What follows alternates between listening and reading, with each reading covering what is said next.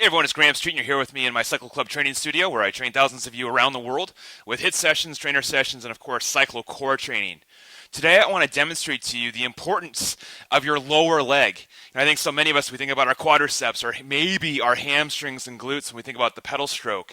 But the lower leg is a pivotal set of muscles and angles that we need to adjust and maintain during the majority of our pedal stroke. And a lot of us are losing power by doing a really simple mistake of dropping heel below a 0-degree angle. And when you do that, I'm going to show you on the bike what happens when that goes on, that you're losing power from your primary movers, namely your hip flexors, which are typically disengaged for most of you, one of the primary things we work on in the Cycle 90 program, and of course hamstring and gluteal activation, your butt muscles, and getting them to engage correctly at the right timing through the pedal stroke, which most cyclists don't do. And it comes a lot down to not having the strength in the lower legs, the core stability, which of course is the primary focus of my cyclo core training, and then getting on the bike and practicing the angle adjustments in your heel, in your toe angle to make sure you're getting more and more power. Watch this quick demonstration, I'll show you what I mean. Okay, so here we are on the bike. The first thing I want you to notice is my foot and how it's angled at about 10 degrees above zero. So there's zero right there.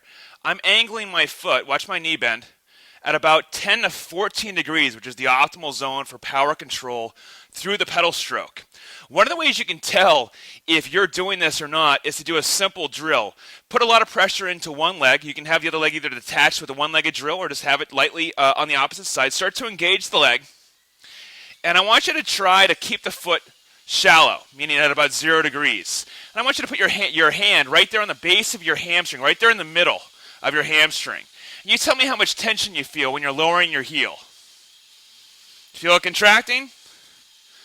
Now, watch what happens when I try to keep a better toe angle at 10 to 15 degrees through the pedal stroke. My tension in that hamstring just went up maybe 10, 20% by keeping a better angle instead of dropping the heel here and stiffening, which disengages this muscle, disengages it continuously all the way through the 9 o'clock, 10 o'clock position, and I lose all of that power gain. Now, a lot of people are going to disagree with that, saying that the power angle is only from about 2 o'clock to about 5 o'clock, and I could not disagree more, mostly because we have what's called unloading. So as this leg is winding up, the opposite side, my left leg is winding up to push over, this leg is helping to carry the leg over from the 12 o'clock position or through the dead spot by tensioning through and contracting the hamstrings and up into the glute muscle. And again, look at that toe angle here. A lot of cyclists are way down here, and as they're doing that, they're disengaging their calf muscles, their soleus muscles, their perineal muscles, mostly because they don't have the strength or endurance. By doing off-the-bike training techniques like cyclocore, it's going to help you stabilize that lower leg, improve the strength, so it can maintain that 14-degree angle all the way through the pedal stroke. Now you can do another quick test here.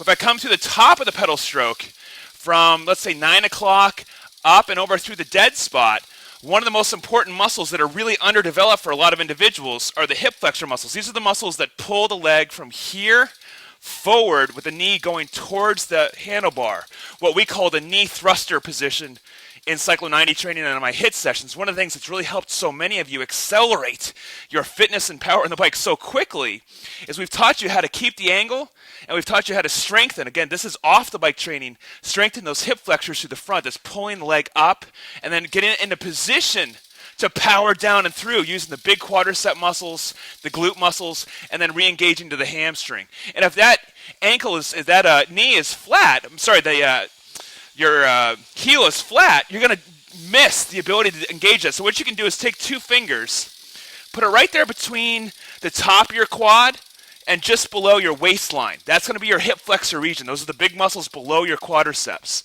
As you come up, keep the heel low and come up, and you'll feel that the hip flexor contract.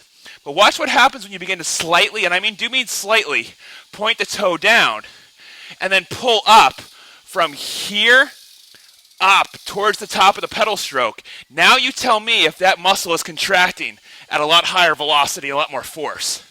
You feel that? That's a lot more carryover. And as it's doing that, it's unloading the other leg, giving it the ability to push through the power stroke with a better angle and better velocity. Because if I can pull through the dead spot quicker, I can get much faster what? Leg turnover, right?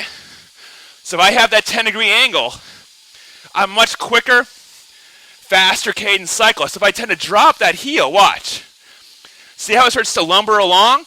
I'm about 5 RPM slower because I'm losing power right through the dead spot, and I have to purposely pull higher to try to re-engage. Or if I kept the angle to the best of your ability, of course, the same 10 degrees, 14 degrees through the pedal stroke, now I can really rev that speed up, and I'm a lot more powerful. Think of it kind of like a boxer.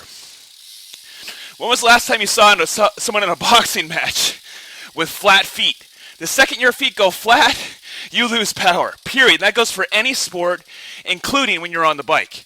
I hope these tips are helpful.